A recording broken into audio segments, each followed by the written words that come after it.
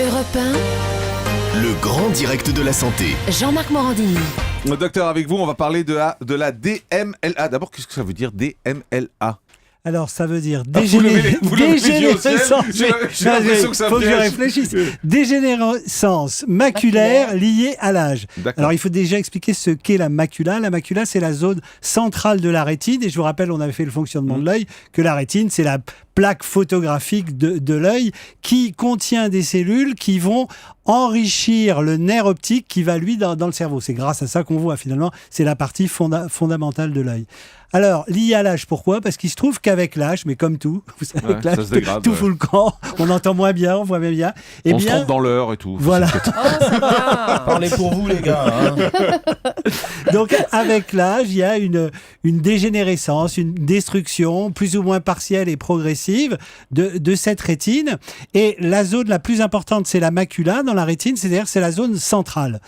Quand ça commence au tout début, il y a deux phases. Il y a une phase qu'on appelle sèche et une autre qu'on appelle humide, tout simplement parce que avec l'évolution, on voit apparaître des néovaisseaux. Alors, des néovaisseaux, ce sont des vaisseaux qui n'existent pas de manière à l'origine, de manière naturelle, et qui vont se constituer et qui vont gêner, qui vont perturber complètement la vision, qui vont la rendre au début un petit peu floue, souvent un petit trou dans la partie centrale, et il faut le dépister le plus tôt possible parce que on n'a pas de traitement définitif, mais on peut au moins ralentir la progression à condition de le prendre tôt, notamment plutôt dans la première phase que dans la deuxième phase, c'est-à-dire avant l'apparition des néovaisseaux, puisque ça, c'est le signe d'une dégénérescence avancée. C'est héréditaire ou pas?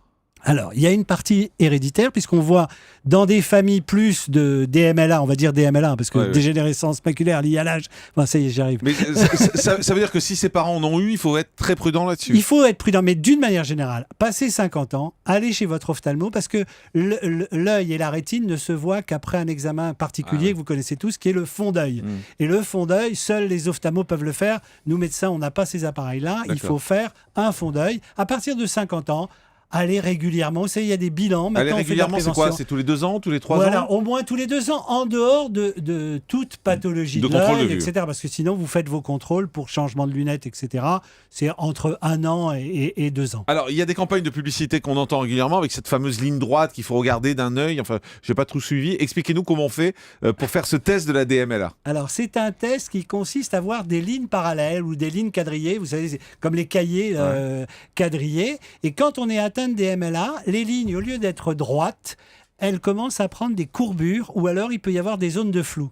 Donc, si vous avez l'impression qu'une ligne droite commence à onduler... Mais comment on fait? On regarde œil par œil? On peut regarder œil par œil et avec les deux yeux. D'accord, on peut regarder avec les deux bien yeux sûr, aussi. bien entendu. Donc ça, c'est un des premiers signes. Donc tout trouble visuel, dès lors que vous avez passé 50 ans, nécessite un examen ophtalmique. C'est fondamental. Il y a aussi d'autres facteurs qui sont liés toujours aux mêmes choses, le tabac, l'obésité, les problèmes cardiovasculaires. Pourquoi ? Parce que on parle de néovaisseaux, mais ce que font tous ces facteurs, le tabac, le manque d'exercice physique, c'est qu'ils viennent altérer la paroi des vaisseaux. Donc quand la paroi des vaisseaux est altérée, les organes sont mal vascularisés, et que ce soit l'œil, l'oreille, le cerveau, les jambes, les muscles, ils sont dégradés. Est-ce qu'on est atteint au même moment de la DMLA sur les 2 yeux, ou on peut avoir un œil atteint et pas l'autre, par exemple? Alors, en général, c'est bilatéral parce que c'est globalement dans le même fonctionnement métabolique, mais il peut apparaître des différences, voire même qu'un œil soit touché et l'autre non. À part ce problème de ligne droite, il y a d'autres signes qui montrent qu'on est c'est les atteint troubles de la vision et notamment... Gêne en vision nocturne, Voilà, par exemple? gêne en vision nocturne, difficulté sur la zone centrale, c'est-à-dire vous voyez en périphérie parfaitement bien, et sur la zone centrale, il y a une espèce de flou. Donc là, il faut encore une fois aller consulter. Alors, comment on soigne tout ça?